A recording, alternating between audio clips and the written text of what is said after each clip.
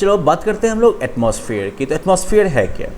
तो ये हवा की चादर है, मोटी सी चादर है जो कि अर्थ को चारों तरफ से घेर के रखे है। तो that is your atmosphere. Okay, blanket of air that surrounds the earth is called atmosphere. और ये जो है अर्थ के ग्रेविटेशनल पुल की वजह से जो है ये टिका हुआ है, अर्थ के चारों तरफ जो है टिका हुआ है। ग्रेविटेशनल पुल जानते हैं कि नहीं? कोई भी अर्थ जो है वो हर एक चीज़ को अपनी तरफ खींचती है, और अपनी तरफ जो खींचती है that is because of the gravitational पुल।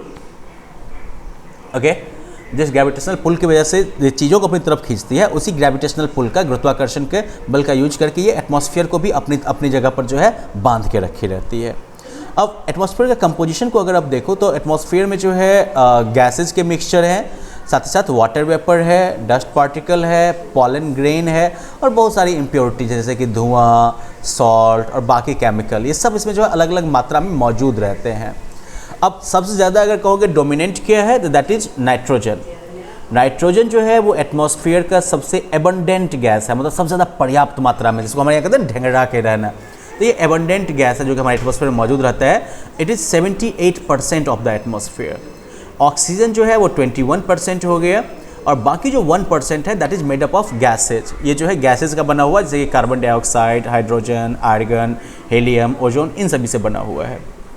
अब अगर हम एटमॉस्फेयर के लेयर्स की बात करते हैं तो एटमॉस्फेयर जो है वो अप्रॉक्सीमेटली अर्थ के सरफेस से 1600 किलोमीटर तक एक्सटेंड होता है, और ये जो है कंपोजिशन, टेम्परेचर और बाकी फैक्टर्स के हिसाब से ये जो है 5 लेयर्स में डिवाइडेड है।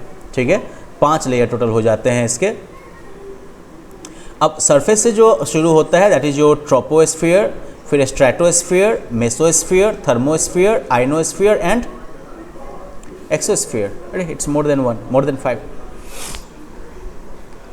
ओके, खैर जो एटमॉस्फेयर का डेंसिटी है वो अर्थ के सरफेस के पास सबसे डेंस रहता है, सबसे ज़्यादा रहता है, और जैसे जैसे आप सरफेस से ऊपर जाते हैं वैसे वैसे जो है डेंसिटी इसकी घटती जाती है, एटमॉस्फेयर जो है आपका थिन होता जाता है।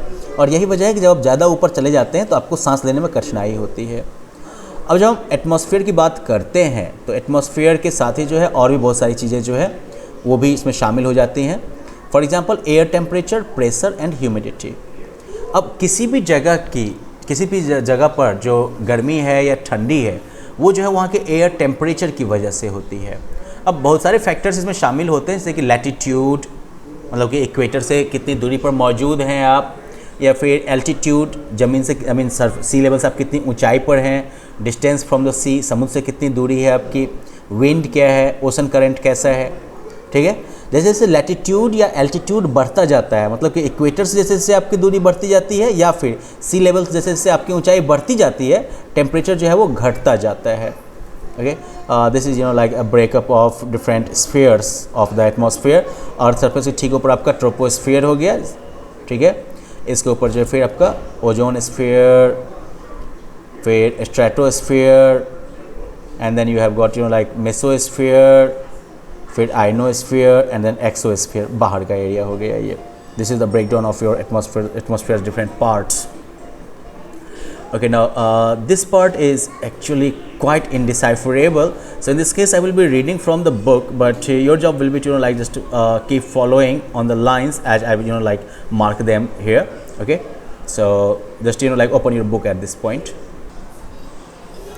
तो बेसिकली लाइक वो प्रेशर जो कि हमारे आसपास जो हवा मौजूद है वो जो हमारे ऊपर प्रेशर एक्सर्ट करती है अर्थ के सरफेस पर, that is called air pressure. Okay, so what is air pressure? That is the pressure exerted by the air around us on the earth's surface.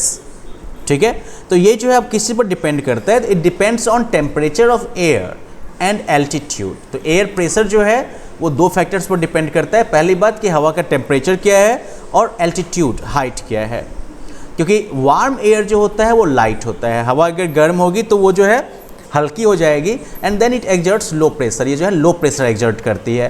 दूसरी तरफ कोल्ड एयर इज हेवी, ठंडी हवा जो है वो भारी होती है, and it exerts high pressure, ये जो है ज़्यादा प्रेशर एग्जर्ट करती है.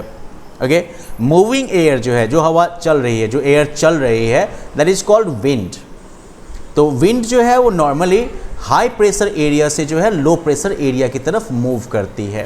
Okay, wind always moves from high pressure area to low pressure area. Now air becomes thinner as we move up.